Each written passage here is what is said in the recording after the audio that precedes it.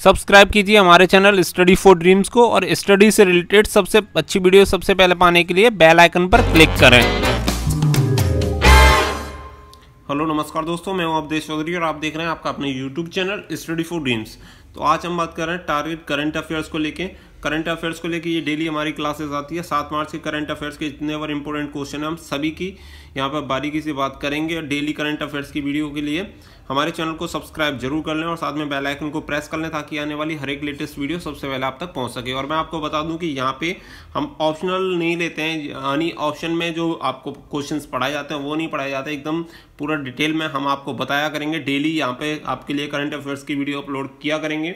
अगर आप किसी भी गवर्नमेंट एग्जाम की तैयारी कर रहे हैं तो हमारे चैनल को सब्सक्राइब जरूर कर लें, क्योंकि ये इंपॉर्टेंट वीडियो आपके लिए काफ़ी फायदेमंद साबित हो सकती है। तो चलिए वीडियो को स्टार्ट करते हैं और फर्स्ट क्वेश्चन से देखते हैं पूरा।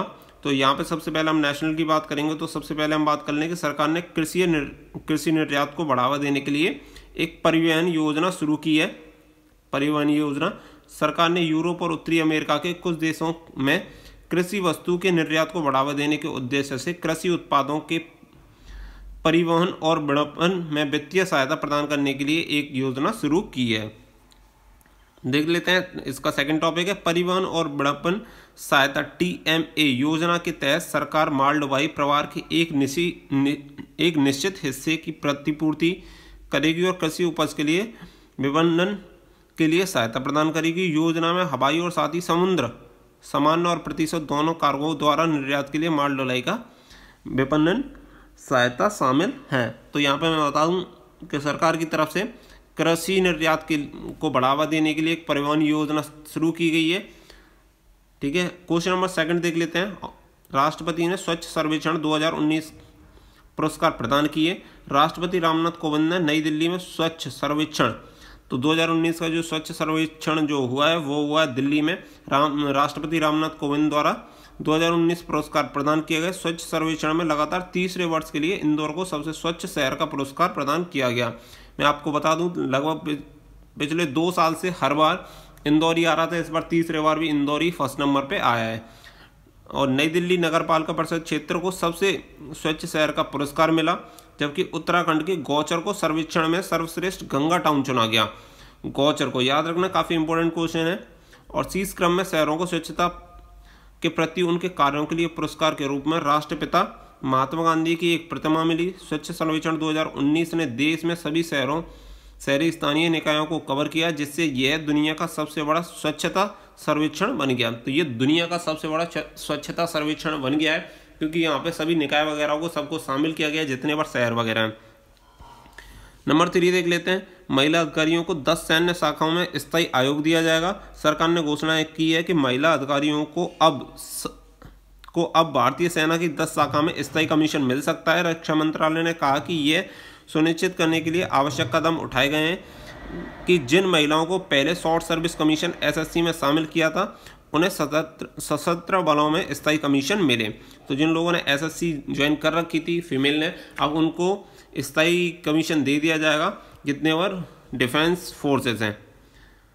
सेकंड देख लेते हैं, signal engineer army, aviation army, air defence, electronic एवं mechanical engineer army service corps, army ordnance corp और इंटेलिजेंस जैसी शाखाओं में शामिल महिला अधिकारियों को स्थायी कमीशन दिया जाएगा। तो ये जितने बार यहाँ पे दिए गए हैं उन्हीं से रिलेटेड उन लोगों को स्थायी कमीशन मिल जाएगा। नंबर 4, लाल किले में आज़ादी के दीवाने संग्रहालय का उद्घाटन किया गया।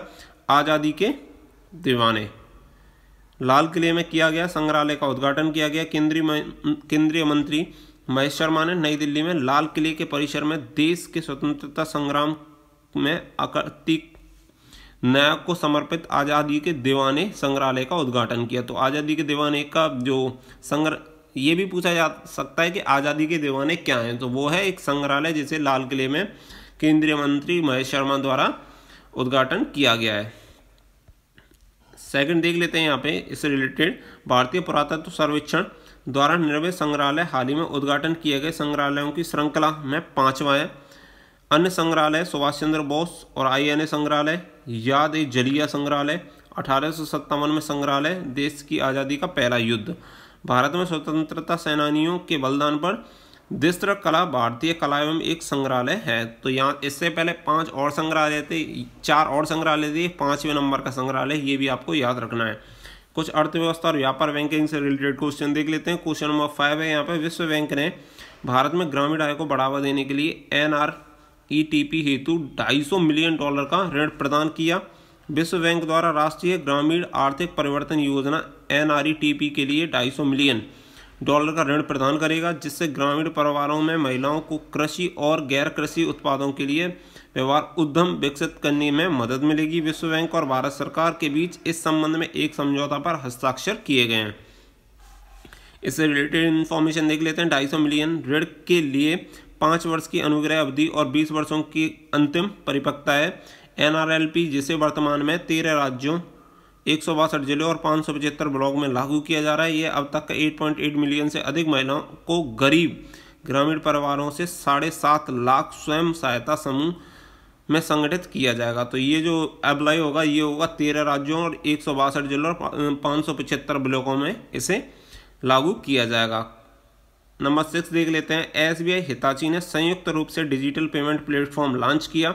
State bank of India, SBI और हिताची लिमिटेड की पूर्ण स्वामित्व वाली सहायक company Hitachi payment services private limited ने भारत और क्षेत्र के अन्य देशों के लिए डिजिटल भुगतान प्लेटफॉर्म की स्थापना के लिए मुंबई में अपना मर्चेंट अधिग्रहण वाला संयुक्त उद्यम SBI payment services private limited launch किया है। तो मैं बता दूं, SBI और हिताची द्वारा संयुक्त रूप से एक डिजिटल पेमेंट प्लेटफॉर्म यहाँ पे इनके द्वारा लॉन्च किया गया है। यहाँ इसे देख सकते हैं, SBI payment services private limited द्वारा, ठीक है। उसका नाम होगा Hitachi payment services private limited. इससे रिलेटेड इन्फॉर्मेशन देख लेते हैं। संयुक्त उद्यम में SBI की 74% हिस्सेदारी है और शेष हिस्सेदारी हिताची पेमेंट सर्विसेज के पास है। ये अपने डिजिटल भुगतान मंच के माध्यम से भारत में डिजिटल भुगतान के परिदृश्य के विस्तार की सुविधा प्रदान करेगा। नंबर 7 देख लेते हैं। भारत इलेक्ट्रॉनिक ने स्वागत automatic fair collection getting system launch किया। तो अब ये वाला इंपॉर्टेंट आप इसे देख लेना। स्वागत लॉन्च किया भारत इलेक्ट्रॉनिक्स ने। Automatic fair collection getting system launch किया गया। सार्वजनिक क्षेत्र में उपक्रम भारत इलेक्ट्रॉनिक लिमिटेड बेल द्वारा इसे लॉन्च किया गया। स्वागत automatic fair collection getting system प्रस्तुत किया गया। PM नरेंद्र मोदी ने अहमदाबाद मेट्रो के फेज 1 में उद्घाटन के भाग के रूप में इस प्रणाली का शुभारंभ किया। तो प्रधानमंत्री नरेंद्र मोदी द्वारा इसे चालू किया गया स्वागत को, और ये भारत बेल द्वारा लॉन्च किया गया है, ठीक है। भारत इलेक्ट्रॉनिक द्वारा इसे किया गया है। रिलेटेड इन्फॉर्मेशन देख लेते हैं। स्वागत Delhi metro rail corporation DMRC, national payment corporation of India NPCI और भारतीय स्टेट बैंक SBI की सहभागिता से BEL for centre for development of advance computing CDAC के सहयोग से आवास और शहरी मामलों के मंत्रालय द्वारा संचालित एक पहल है। तो इससे रिलेटेड ये इन्फॉर्मेशन यहाँ पे आप देख सकते हैं। इसकी PDF भी मैं प्रोवाइड करा दूंगा, आप वीडियो को डिस्क्रिप्शन में जाके वहाँ से इस PDF को भी डाउनलोड कर सकते हैं। अगर आप चाहें तो हमारे टेलीग्राम ग्रुप को ज्वाइन कर लीजिएगा। अगर वीडियो के डिस्क्रिप्शन में आप डाउनलोड ना कर पाएँ तो टेलीग्राम ग्रुप की लिंक आपको मिल जाएगी, वहाँ से जाके भी आप इसे डाउनलोड कर पाएंगे। 8 नंबर देख ले। भारत ने विश्व बैंक के साथ $25.2 मिलियन अमेरिकी डॉलर के ऋण समझौते पर हस्ताक्षर किए। भारत सरकार छत्तीसगढ़ राज्य और विश्व बैंक व्यय प्रबंधन में राज्य सुधारों का समर्थन करने के लिए $25.2 मिलियन डॉलर ऋण समझौते पर हस्ताक्षर किए। ये समर्थन व्यय योजना, निवेश प्रबंधन, बजट निष्पादन, सार्वजनिक खरीद और जवाबदेही को कवर करेगा। रिलेटेड इन्फॉर्मेशन यहाँ पे दी गई है। लगभग 1 दशक में छत्तीसगढ़ में शुरू में की गई पहली बैंक वित्त पोषित राज्य स्तरीय परियोजना है छत्तीसगढ़ सार्वजनिक वित्तीय प्रबंधन और जवाबदेही कार्यक्रम। यह राज्य को अपने प्रत्यक्ष लाभ, DBT और कर प्रशासन प्रणालियों को मजबूत करने में भी मदद करेगा। इससे रिलेटेड इंपॉर्टेंट कुछ इन्फॉर्मेशन देख लीजिए। छत्तीसगढ़ के जो मुख्यमंत्री हैं वो हैं भूपेश बघेल। छत्तीसगढ़ की राजधानी है रायपुर और विश्व बैंक का मुख्यालय वाशिंगटन DC में। 9 नंबर देख लीजिए। चीन ने मंदी के बीच अपने सकल घरेलू उत्पाद के लक्ष्य को 6 से 6.5% तक घटाया है। चीनी प्रधानमंत्री चीनी प्रधानमंत्री उनका नाम है ली केकियांग ने चिंता व्यक्त की है कि देश अमेरिका के साथ चल रहे व्यापार युद्ध और आर्थिक मंदी के बीच विकास के लिए एक गंभीर और अधिक जटिल वातावरण का सामना करेगा। तो वहाँ पे मैं बता दूँ, जो सकल घरेलू उत्पाद है उसमें 6 से लेकर 6.5% तक उसे घटाया गया है। और जो वहाँ के प्रधानमंत्री उन्होंने चिंता व्यक्त की है कि ऐसे में हो सकता है कि बहुत समस्याओं का सामना करना पड़ सकता है चीन को। सेकंड पे बात कर ले इससे रिलेटेड, दुनिया की दूसरी सबसे बड़ी अर्थव्यवस्था ने इस वर्ष अपने जीडीपी के लक्ष्य को 6 से 6.5% तक घटा दिया है। तो ये दुनिया की दूसरी सबसे बड़ी अर्थव्यवस्था है। नंबर 10, भारत ओमान के बीच द्विपक्षीय संयुक्त अभ्यास 12 मार्च से शुरू होगा। तो भारत और ओमान के बीच एक संयुक्त सैन्य अभ्यास होगा। भारत और ओमान के बीच संयुक्त अभ्यास अल नगा 2019, इसे याद रखिएगा, अल नगा 2019 का तीसरा संस्करण इसी महीने 12 तारीख से जबल अल अख्तर पर्वत पर शुरू होगा। इससे रिलेटेड क्वेश्चन बन सकते हैं कि भारत और ओमान के बीच संयुक्त अभ्यास कौन सा हुआ है, तो वो हुआ है अल नगा 2019। यहाँ पूछा जा सकता है अल नगा 2019 किन दो देशों के बीच संयुक्त अभ्यास हुआ है, तो आप बता सकते हैं भारत और ओमान। ये किस जगह पर किया जा रहा है, तो ये किया जा रहा है जबल अल अख्तर पर्वत पर स्टार्ट किया जाएगा। रिलेटेड इन्फॉर्मेशन ये 25 मार्च तक जारी रहेगा। अभ्यास में दोनों सेना रणनीति और अनुभव, हथियार संचालन और गोलाबारी का आदान प्रदान करेंगे। 11 देख लेते हैं, काइली जेनर दुनिया की सबसे कम आयु की स्वनिर्मित अरबपति बनी। काइली जेनर, ये क्वेश्चन काफ़ी इंपॉर्टेंट हो सकता है कि सबसे कम आयु में स्वनिर्मित अरबपति हाल ही में कौन बना है, तो ये बना है काइली जेनर। फोर्ब्स पत्रिका द्वारा काइली जेनर को अब तक की सबसे कम आयु की स्वनिर्मित अरबपति के रूप में नामित किया गया है, जिसके लिए उन्होंने 3 वर्ष पहले स्थापित की गई सौंदर्य प्रसाधन कंपनी को धन्यवाद दिया। रिलेटेड इन्फॉर्मेशन देख लेते हैं, रियलिटी टीवी स्टार किम ख्वेल और कोर्टनी कार्दाशियन की सौतेली बहन जेनर को 21 वर्ष की आयु में 2015 में अपने लिपस्टिक और लिप लाइनर के साथ $19 की लिप किट के साथ काइली कॉस्मेटिक की लॉन्च करने के बाद अरबपतियों की वार्षिक फोर्ब्स लिस्ट में शामिल किया गया है। तो $19 की लिप किट के साथ काइली कॉस्मेटिक इन्होंने लॉन्च किया था और उसी के साथ 2015 में इन्होंने चालू किया था और 2019 में ये सबसे कम आयु की पहली अरबपति बन गई हैं। पुरस्कार देख लेते हैं यहाँ पे 12 नंबर, इस वर्ष 2 बार साहित्य के नोबेल पुरस्कार से सम्मानित किया जाएगा।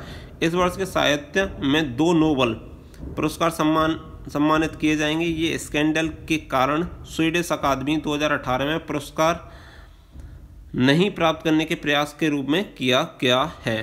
तो यहाँ पे मैं बता दूं कि वो जो साहित्य में नोबेल नहीं मिला था लास्ट बार, इस बार 2 बार साहित्य में नोबेल पुरस्कार प्रदान किया जाएगा।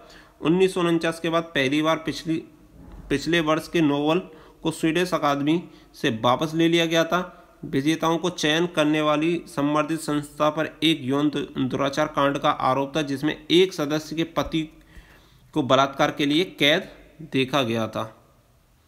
नंबर 13 देख लेते हैं, टीवीएस मोटर कंपनी ने इंटरनेशनल सस्टेनेबिलिटी ग्रीन एरा पुरस्कार जीता।